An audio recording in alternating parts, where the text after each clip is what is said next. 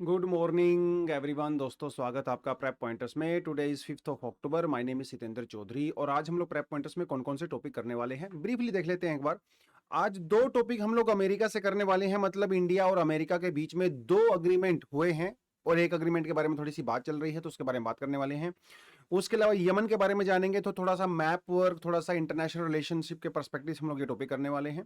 Biodiversity of sport and credit क्या है, basically जो कोप 16 है बायोडाइवर्सिटी का, जिसे हम लोग सीबीडी भी बोलते हैं, वो होने वाला है बहुत ही जल्दी कोलंबिया के अंदर। तो उसके रिगार्डिंग एक प्रपोजल यहाँ पे आया था जिसे कहते हैं biodiversity of sport and the credit. तो इसके बारे में हम लोग पढ़ने वाले हैं, काफी इंपॉर्टेंट टॉपिक है even for the mains also. उसके अलावा पब्लिक अकाउंट कमेटी वाला टॉपिक हम लोग ने 2 हफ्ते पहले भी किया था, फिर से करने वाले हैं क्योंकि फिर से न्यूज में है। तो जिन बच्चों ने पहले किया था उनकी रिवीजन यहाँ पे हो सकती है। उसके अलावा को डिस्ट्रिक्ट, एक नया कॉन्सेप्ट इंडिया में पहली बार इंट्रोड्यूस किया गया है आसाम के अंदर, और ये किया गया है डिसेंट्रलाइजेशन के पर्पज से। मतलब जो एडमिनिस्ट्रेशन है ना, उसको और माइक्रो लेवल पे लेके जाना है, ग्राउंड लेवल पे लेके जाना है, उसके बारे में आर्टिकल था। उसके अलावा पिग्मी होग के बारे में थोड़ा सा बात करेंगे। पिग्मी होग से यूपीएससी में पहले ही 2-3 बार सवाल आ चुके हैं। 2014 में एक बार आया था, 2017 में आया था, तो इसके बारे में जानेंगे। ठीक है जी, चलो। Indo US critical mineral pact, देखिए अभी हुआ ये था कि 2023 के अंदर एक अग्रीमेंट हुआ था जिसे कहा जाता है एमएसपी, मतलब मिनिमल मिनरल सिक्योरिटी पार्टनरशिप कहा जाता है, जो अमेरिका ने किया था 14 यूरोपियन कंट्रीज के साथ। मतलब यूरोपियन नहीं, इसमें जैसे ऑस्ट्रेलिया वगैरह भी थी, तो ये 14-15 कंट्री के ग्रुप था। और इसका आइडिया ये था कि भाई देखो, चाइना जो है ना, वो क्रिटिकल मिनरल्स को कंट्रोल करता है पूरी दुनिया में, खासकर जो इलेक्ट्रिकल व्हीकल हैं वो, और खासकर जो सोलर हैं, सोलर जो हम लोग प्लांट लगाते हैं, इनके जो इंस्ट्रूमेंट्स होते हैं वो, चाइना की इसमें मोनोपोली है। तो और दिक्कत ये हुई कि जब से अमेरिका के बीच में चाइना के बीच में जो ट्रेड वॉर चल रहा है, तो चाइना ने अपनी डोमिनेंट पोजीशन का फायदा उठाया और चाइना ने गैलियम और जर्मेनियम के एक्सपोर्ट के ऊपर कंट्रोल कर लिया, या आप ये कहें कि इसको बैन कर दिया। तो चाइना अमेरिका को और यूरोप को गैलियम और जर्मेनियम नहीं भेज रहा है। दिक्कत होगी क्योंकि गैलियम और जर्मेनियम बहुत ज्यादा जरूरी होते हैं सेमीकंडक्टर इंडस्ट्री के अंदर, इलेक्ट्रिकल व्हीकल इंडस्ट्री के अंदर और सोलर इंडस्ट्री के अंदर। तो उनकी इंडस्ट्री यहाँ पे डैमेज हो गई।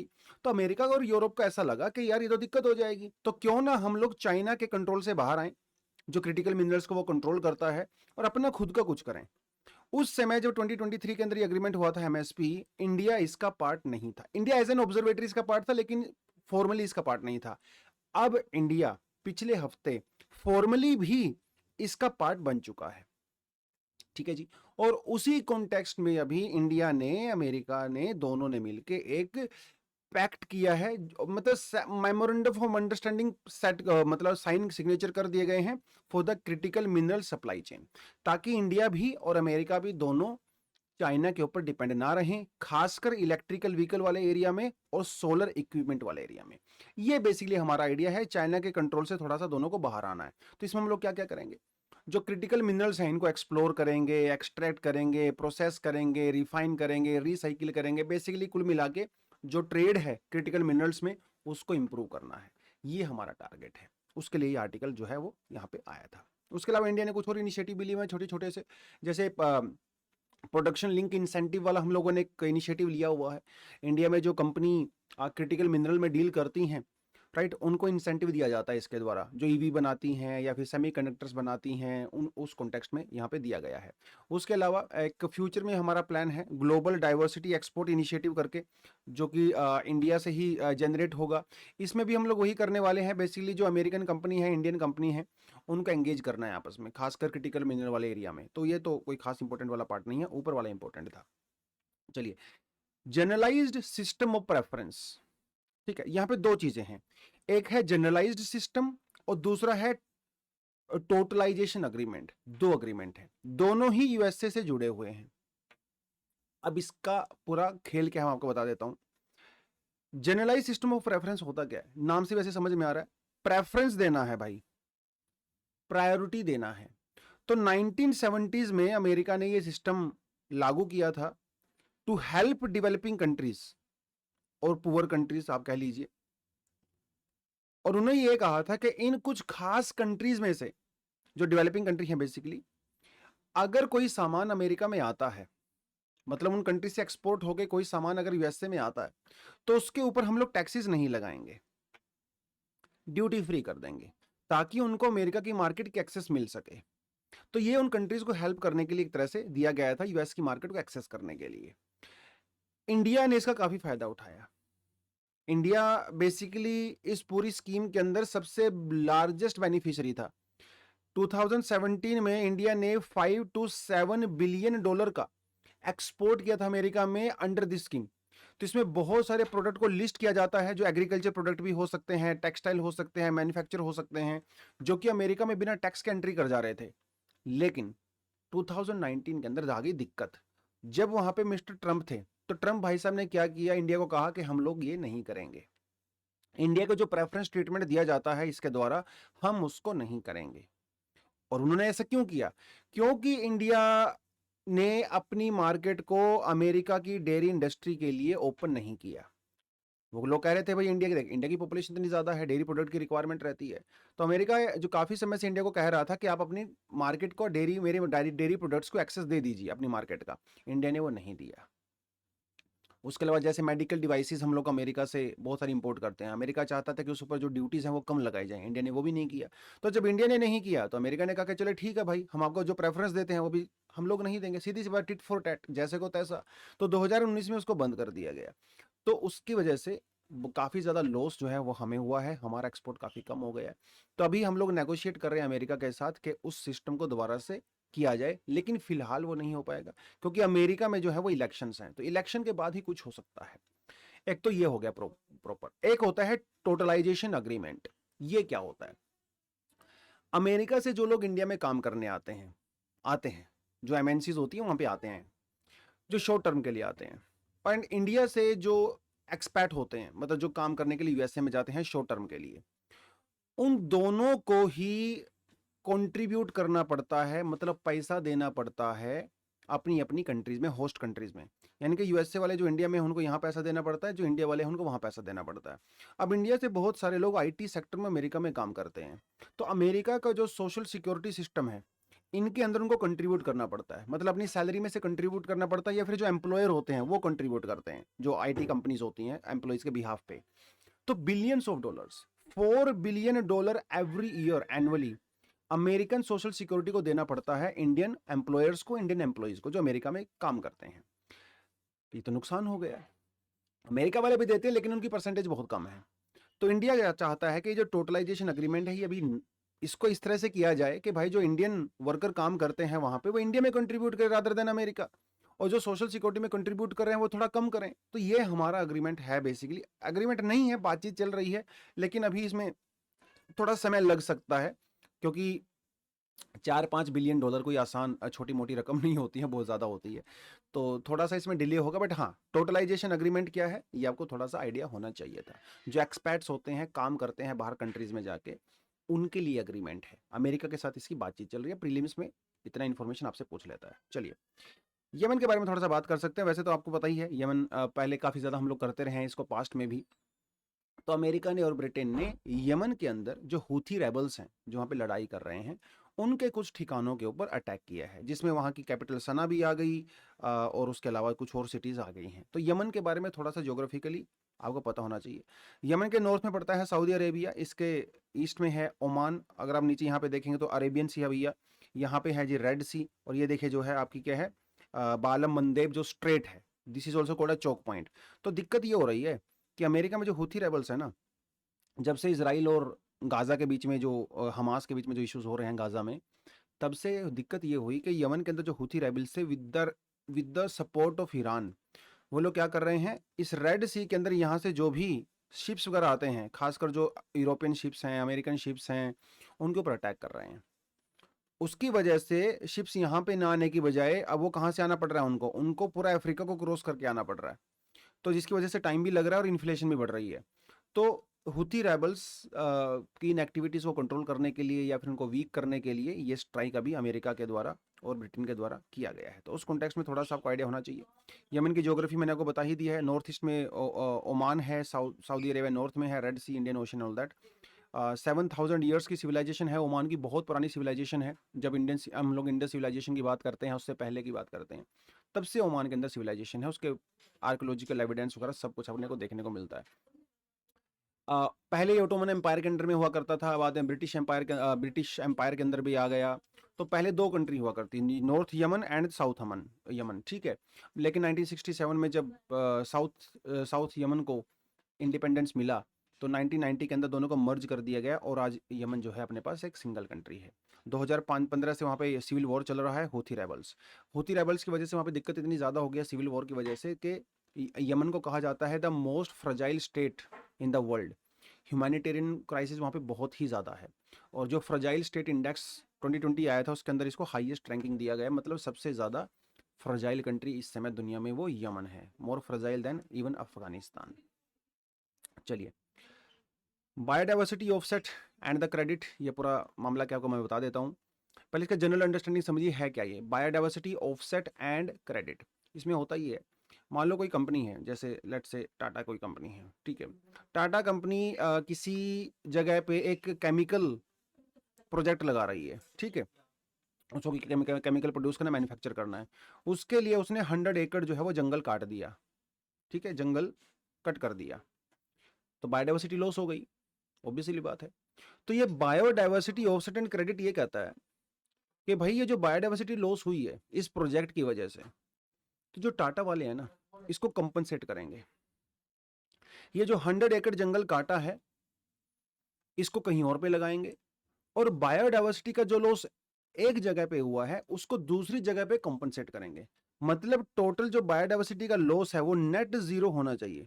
मतलब अगर अंडमान निकोबार के अंदर बायोडाइवर्सिटी लॉस हुई है तो नागालैंड में या मध्य प्रदेश में, गुजरात में उसको कंपनसेट किया जाए ताकि ओवरऑल वो नेट जीरो हो जाए। सुनने में तो ठीक ठाक सा लग रहा है। जब हम लोग क्लाइमेट चेंज की बात करते हैं, जब क्योटो प्रोटोकॉल की बात करते हैं, वहां पे भी एक कार्बन क्रेडिट जैसा सिस्टम शुरू किया गया था, वो थोड़ा थोड़ा ऐसा ही था जिसका काफी नुकसान हुआ।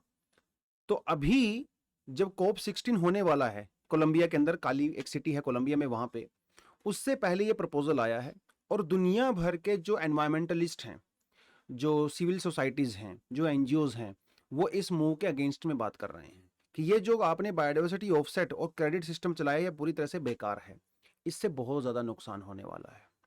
क्योंकि ये तो एक फाइनेंशियल ट्रांजैक्शन हो गई ना यार। मतलब टाटा कंपनी ने जैसे मान लो यहाँ पे 100 एकड़ का जंगल काट दिया, तो वो क्या करेंगे, सरकार को पैसा दे देंगे कि लीजिए सर ये 100 करोड़ रुपए ले लीजिए हमसे। तो ये तो फाइनेंशियल ट्रांजैक्शन हो गया, इससे बायोडाइवर्सिटी कंजर्व नहीं हो रही है। ये जेन्युइन नेचर को प्रोटेक्ट करने का इनिशिएटिव नहीं है, ये सिर्फ एक फाइनेंशियल ट्रांजैक्शन है। सरकार को पैसा मिलता रहेगा, बायोडाइवर्सिटी लॉस होता रहेगा, कंपनी का क्या जा रहा है, 2-3 साल में उसको रिकवर कर लेगी, उसको तो प्रॉफिट हो रहा है, लेकिन इससे हार्म होगा नेचर। तो इस वजह से और लोग डिस्प्लेस होंगे। अब किसी कंपनी को सोचना ही नहीं पड़ेगा, वो कहीं भी जंगल काटेगी, कहीं भी प्रोजेक्ट चलाएगी, गवर्नमेंट उसको अप्रूवल दे देगी, क्योंकि सरकार को फाइनली पता ही है कि भाई तुम्हें कंपनसेशन के लिए पैसा मिल जाएगा। तो ये जो सारा सिस्टम है ना, ये इस तरह से खराब है। तो प्रपोजल ये दिया गया है कि भाई जो कम्युनिटी बेस्ड कंजर्वेशन एफर्ट्स हैं, जो सब्सिडी सरकार देती है, हार्मफुल सब्सिडी देती है, उनको कम किया जाए। जैसे पेस्टिसाइड के ऊपर सब्सिडी अगर मिल रही है उसको जो है रोक दिया जाए, बंद कर दिया जाए। जो इंडिजिनस टेरिटरीज हैं उन लोगों के अधिकारों की सुरक्षा की जाए। उस तरीके से आप बायोडाइवर्सिटी प्रोटेक्ट करिए भैया, ऐसे नहीं बायोडाइवर्सिटी प्रोटेक्ट होगा फाइनेंशियल ट्रांजैक्शन से। तो ये एक जो है इसीलिए वजह से न्यूज़ में था। तो बायोडाइवर्सिटी ऑफसेट क्रेडिट क्या होता है मैंने जल्दी आपको बता दिया है। तो ये कंपनसेट करने के लिए होता है जो नेगेटिव इफेक्ट होता है, नो नेट लॉस, इस प्रिंसिपल पे काम करता है। मतलब अगर अंडमान निकोबार में बायोडाइवर्सिटी लॉस हुई है तो उसको आप मध्य प्रदेश में कंपनसेट कर लीजिए, ऐसा इनका आइडिया है। लेकिन आप सोच के देखिए भैया 100 एकड़ आपने जंगल काट दिया, पहली बात तो उसकी जो इकोनॉमिक वैल्यू है उसको मेजर करना इम्पॉसिबल है उस जंगल की वो जंगल वहां पे 10,000 साल से है ना, उसने कितना वैल्यू ऐड किया होगा नेचर के अंदर, क्या आप वो सब कैलकुलेट कर सकते हो क्या? आने वाले 100 सालों में, 500 सालों में, 1000 साल में वो कितना इकोनॉमिक वैल्यू देगा समाज को, क्या आप उसको कैलकुलेट कर सकते हो क्या? तो पहली बात तो इकोनॉमिक वैल्यू कैलकुलेट करना ही इम्पॉसिबल है। तो कितना कंपनसेशन मिलेगा, ये बहुत बड़ी बात है। अगर आपने वहां पे जंगल काट दिया, आपने मान लो मध्य प्रदेश में 100 एकड़ जंगल लगा दिया उसके बदले में कंपनसेट करने के लिए, तो उस जंगल को तो ग्रो होने में 50 साल, 60 साल, 100 साल लग जाएगा, पूरी तरह से ज्यादा भी लग सकता है। तो क्या तब तक आप पूरा इकोनॉमिक वैल्यू से कैलकुलेट करोगे? तो ये बहुत ही फ्रॉड आइडिया है, ऐसा इन ऑर्गेनाइजेशंस का कहना है। और भैया इस तरह से कंजर्वेशन नहीं हो सकता, ठीक है, तो उस वजह से थोड़ा आपने इसको याद रखना है। तो इसीलिए थोड़ा सा मेंस वाली डायमेंशन भी है इस आर्टिकल के अंदर। जब हम लोग सस्टेनेबिलिटी की बात करते हैं, ग्रोथ वर्सेस डेवलपमेंट की बात करते हैं, नेचर कंजर्वेशन की बात करते हैं, तो या फिर बायोडाइवर्सिटी प्रोटेक्शन की बात करते हैं, वहां पे इस एग्जांपल को आप यूज कर सकते हो अपने मेंस के आंसर के अंदर भी। ठीक है, चलो पब्लिक अकाउंट कमेटी, तो 2 हफ्ते पहले भी हम लोगों ने इसको टॉपिक को किया था, पब्लिक अकाउंट कमेटी को। तो सबसे पुरानी कमेटी है बेसिकली, ये 1921 के अंदर बनाई गई थी। जब 1919 के अंदर माउंटेन चैम्सफोर्ड रिफॉर्म हुए थे, गवर्नमेंट ऑफ इंडिया एक्ट आया था 1919, उसके अंदर में ये बनाई गई थी। अभी न्यूज़ में क्यों है? अभी न्यूज़ में इसलिए है कि इंडिया में जो रेगुलेटरी बॉडीज़ हैं, जैसे मान लो सेबी हो गया जी अपना, ठीक है, इवन आरबीआई भी हो गया, या फिर कोई और ऑर्गेनाइजेशन हो गई है, तो ये जितनी भी रेगुलेटरी बॉडीज़ हैं, इनके फंक्शनिंग को चेक करना है कि वो प्रॉपरली काम कर रही हैं कि नहीं कर रही हैं, उनमें दिक्कत क्या है, क्या क्या इंप्रूवमेंट उसके अंदर हो सकती है। तो ये जो पार्लियामेंट्री अकाउंट कमेटी है वो सब देखने वाली है। अभी फिलहाल न्यूज़ में इसलिए है कि एक अमेरिकन एक रिसर्च ग्रुप है हिंडनबर्ग, आपने नाम सुना होगा, उसने अभी एक रिपोर्ट इशू की थी जिसमें यह कहा गया था कि जो सेबी की चीफ हैं, जो मैडम है सेबी की चीफ हैं, वो और उनके हस्बैंड, वो दोनों ही अडानी ग्रुप के साथ मिले हुए हैं। अडानी ग्रुप की कई सारी ओवरसीज ऐसी सब्सिडरी कंपनीज हैं जिसके अंदर वो स्टेक होल्डर्स हैं। तो अडानी ग्रुप अगर कुछ भी खराब गलत करता है रेगुलेटरी मार्केट में, तो ये उसके खिलाफ एक्शन नहीं लेते हैं। तो basically it's a clear cut example of conflict of interest, ऐसा हिंडनबर्ग ने कहा है। कोई हमारे पास ऐसा पक्का प्रूफ नहीं है, दोनों डिनाई कर रहे हैं, अडानी ग्रुप भी डिनाई कर रहा है, वो लोग भी डिनाई कर रहे हैं। लेकिन अब ये जो पार्लियामेंट्री अकाउंट कमेटी है इन सभी चीज़ों के अंदर देखेगी, उनको बुलाएगी, क्वेश्चंस करेगी, सारी चीज़ें करने वाली है। उस पर्सपेक्टिव से थोड़ा सा न्यूज़ में था। तो पीएससी के बारे में थोड़ा थोड़ा आइडिया आपको होना चाहिए। 1921 के अंदर बनाई गई थी। इसके अंदर 22 मेंबर्स होते हैं, 15 from the Lok Sabha and 7 from the Rajya Sabha. इसके जो चेयरपर्सन होते हैं वो स्पीकर के द्वारा अपॉइंट किए जाते हैं, जो लोकसभा के स्पीकर होते हैं। अगर कोई आदमी मिनिस्टर होता है तो वो इसका मेंबर नहीं बन सकता, यानी कि नॉन मिनिस्टर जो मेंबर ऑफ पार्लियामेंट होते हैं वही इसके मेंबर बन सकते हैं। इसका बेसिकली काम ये क्या होता है? इसका सबसे इंपॉर्टेंट काम यही होता है कि साहब जो बजट के अंदर जब बजट पेश होता है तो हर डिपार्टमेंट अपनी अपनी ग्रांट के लिए डिमांड भेजता है और उसको फिर बाद में बजट में डिमांड फुलफिल कर दी जाती है। तो इस पब्लिक अकाउंट कमेटी का मेजर पर्पस यही है कि साहब जिस पर्पस के लिए वो पैसा अलॉट किया गया था उसी पर्पस के लिए वो पैसा यूज होना चाहिए। जितना पैसा अलॉट किया गया था उतना ही पैसा यूज होना चाहिए।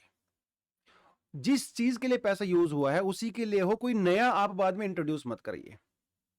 तो ये बेसिकली इसका पूरा काम है। लेकिन दिक्कत इसमें ये है कि पब्लिक जो अकाउंट कमेटी है, जब ये अपनी रिपोर्ट देती है उसमें रिकमेंडेशंस देती है, जो ड्रॉबैक्स हैं वो बताती है। ये सिर्फ रिकमेंडरी नेचर होते हैं, गवर्नमेंट को ये मानना मैंडेटरी नहीं होता है, इसके पास कोई एग्जीक्यूटिव पावर नहीं है। लेकिन हाँ, पार्लियामेंट के अंदर ये सरकार को बताना पड़ता है कि उसने ये रिकमेंडेशन क्यों नहीं मानी। तो एक मोरल प्रेशर सरकार के ऊपर बेसिकली इसका होता है, ऐसी बात नहीं है। लेकिन हाँ, फाइनल डिसीजन तो सरकार का ही होता है। चलिए, को डिस्ट्रिक्ट्स, तो बेसिकली आसाम के अंदर हुआ, जैसे मान लो आसाम के अंदर देर आर अराउंड 126 डिस्ट्रिक्ट्स। ठीक है, अब डिस्ट्रिक्ट का साइज तो काफ़ी बड़ा होता है, तो सरकार ने ये आइडिया लगाया कि जो डिस्ट्रिक्ट बड़ी होती है काफ़ी, उसमें एडमिनिस्ट्रेशन प्रॉपर नहीं हो पाता है। तो हम लोग क्या करेंगे, डिस्ट्रिक्ट को जो है छोटे छोटे एडमिनिस्ट्रेटिव यूनिट्स के अंदर डिवाइड करेंगे, जिन्हें कहा गया है को डिस्ट्रिक्ट। तो इससे होगा क्या, जो एडमिनिस्ट्रेशन है वो छोटे एरिया में शिफ्ट हो जाएगा, इससे वो ज़्यादा इफेक्टिव हो सकता है। तो फिलहाल वहां पे ऐसी 21 को डिस्ट्रिक्ट्स आइडेंटिफाई की गई हैं, बाद में और भी आइडेंटिफाई की जाएंगी। ये वो एरियाज हैं जहां पे सबसे ज़्यादा बैकवर्ड आप कह सकते हो, या जहां पे गवर्नमेंट की सुविधाएं नहीं पहुंच पाती हैं। किसी को आधार कार्ड बनवाना है, लैंड रेवेन्यू रिकॉर्ड करवाने हैं, एक्साइज करनी है, राशन कार्ड बनवाना है, बहुत सारी चीज़ें होती हैं। सरकार तक, लोगों तक वो चीज़ें पहुंच नहीं पाती क्योंकि एडमिनिस्ट्रेशन काफ़ी कॉम्प्लेक्स है, बड़ा होता है। तो उसके लिए सरकार ने ये लोकल गवर्नेंस को इंप्रूव करने के लिए, डिसेंट्रलाइजेशन के पर्पस के लिए, ये इंडिया में पहली बार ऐसा एक यूनिक एक्सपेरिमेंट किया गया है। इस वजह से हमने थोड़ा इसको याद रखना है। चलिए जी, पिग्मी हॉक के बारे में बात कर सकते हैं। 9 पिग्मी हॉक्स को फाइनली रिलीज कर दिया गया है एक नेशनल पार्क के अंदर। ठीक है, जिस नेशनल पार्क की मैं बात कर रहा हूँ वो है मानस नेशनल पार्क, जो कि आसाम के अंदर है। ये पिग्मी होग बेसिकली जंगलों में रहते थे, पहले तो ग्रासलैंड में रहते थे, लेकिन फिर बाद में इनकी पॉपुलेशन काफ़ी ज़्यादा डिक्लाइन हो गई, बिकॉज ग्रासलैंड खुद डिक्लाइन हो गए, इनकी हंटिंग होने लगी, वो सब हो गया। प्रोजेक्ट टाइगर की वजह से टाइगर की पॉपुलेशन बढ़ गई, वो इनको वो शिकार करने लगे, पॉपुलेशन काफ़ी कम हो गई। तो कुछ साल तक पहले सरकार ने इन पिग्मी हॉग्स को प्रोटेक्ट करने के लिए एक कैप्टिव ब्रीडिंग प्रोग्राम चलाया था। तो करते क्या है, मानस नेशनल पार्क के अंदर ये पड़ता है, और वहां पे इन पिग्मी हॉग को ग्रो किया जाता है, मतलब इनको रखा जाता है, इनका ध्यान रखा जाता है, और बीच बीच में इनको जंगलों में छोड़ देते हैं। अब 9 ऐसे पिग्मी होल्स को जंगल में फाइनली छोड़ दिया गया है। पिग्मी हॉग दुनिया का सबसे स्मॉलेस्ट और रेयरेस्ट वाइल्ड पिग है, बहुत छोटा होता है साइज में, और इसकी सबसे बड़ी खास बात ये होती है कि ये नेस्ट बनाता है, अपने लिए घोंसला बनाता है, और उस घोंसले की छत भी होती है, मतलब प्रॉपर एक घर बनाता है अपने लिए। तो इसीलिए इसको इंडिकेटर स्पीसीज भी कहा जाता है। जैसे हमारी बटरफ्लाइज होती हैं वो इंडिकेटर स्पीसीज होती हैं, जैसे फ्रॉग्स होते हैं वो इंडिकेटर स्पीसीज होते हैं। इंडिकेटर स्पीसीज वो होते हैं जिनकी प्रेजेंस से ये पता चल जाता है कि वहां का इकोसिस्टम हेल्दी है, वहां का जो हैबिटाट है वो हेल्दी है। तो पिग्मी होग आप कह सकते हो एक इंडिकेटर स्पीसीज के तौर पे भी काम करता है। ये उन ग्रासलैंड्स में रहती हैं जो बहुत ज़्यादा डिस्टर्ब नहीं होती हैं, अनडिस्टर्ब्ड ग्रासलैंड के अंदर रहना ज़्यादा पसंद करता है। तो Assam forest department, ड्यूरल wild life conservation trust, Aranyak and all that, ये सब मिलके इसके लिए एक प्रोग्राम चलाती हैं। 1996 में ये प्रोग्राम लॉन्च किया गया था, और तब से लेके अभी तक 179 पिग्मी हॉग को सक्सेसफुली ब्रीड किया गया है, उनको जंगल में छोड़ दिया गया है। और जो मानस नेशनल पार्क की बात करें तो यूनेस्को वर्ल्ड हेरिटेज साइट है, आपको पहले से पता ही होगा। प्रोजेक्ट टाइगर इसके अंदर भी इंप्लीमेंट हुआ था, तो इसको ये टाइगर रिजर्व भी है, एलिफेंट रिजर्व भी है, बायोस्फीयर रिजर्व भी है। भूटान के अंदर भी एक नेशनल पार्क है जिसे कहा जाता है रॉयल मानस नेशनल पार्क। तो बेसिकली दोनों एक ही हैं, भूटान वाला और मानस। तो जो वाइल्ड लाइफ है वो यहाँ से वहाँ और वहाँ से यहाँ ट्रैवल कर सकती है, तो ये बेसिकली कॉरिडोर का काम भी जो है करता है। उसके अलावा यहाँ पे कई सारे एंडेंजर्ड स्पीसीज रहते हैं, जैसे एसमेज रूफ टर्टल, हिस्पिड हेयर, गोल्डन लंगूर वगैरह, वो भी यहाँ पे रहते हैं। चलिए जी, आज के लिए इतना ही है। अगर फाउंडेशन कोर्स आपको ज्वाइन करना है 2025 के लिए, इवन 2026 के लिए भी, अगर आप कॉलेज में हैं या 26 में एग्ज़ाम देना चाहते हो, तो फाउंडेशन कोर्स हम लोगों ने लॉन्च कर रखा है। ये नंबर है, इसके आप कॉल करके सारी इन्फॉर्मेशन ले सकते हैं। फाउंडेशन कोर्स में रेगुलरली आपकी क्लासेस होती हैं, ऑनलाइन आपकी क्लासेस चलती हैं, प्रॉपर 2.5 से 3 घंटे, 3.5 घंटे तक की क्लासेस जा सकती हैं, डिपेंड करता है। प्रॉपर डिक्टेशन होगा, पूरे नोट्स आपको प्रोवाइड करवाए जाते हैं, डाउट सेशंस होते हैं, आंसर राइटिंग प्रैक्टिस करवाई जाती है, मतलब किसी चीज़ की कमी नहीं है। जो आप चाहते हो, आपकी प्रिपरेशन के हिसाब से जो बेस्ट होता है, वो आपके इस फाउंडेशन कोर्स के अंदर दिया जाता है। तो आप इसको यहाँ पे ज्वाइन कर सकते हैं। टेस्ट सीरीज है जो प्रीलिम्स वाली, मेंस वाली, वो भी साथ के साथ आपको दिया जाता है, कंटेंट आपको अच्छा खासा प्रोवाइड करवाया जाता है। चलिए जी, तो किसी को ज्वाइन करना है तो नंबर आपको यहाँ पे दिया हुआ है। तो आज के लिए इतना ही है। Thank you very much, all the best, जय हिंद।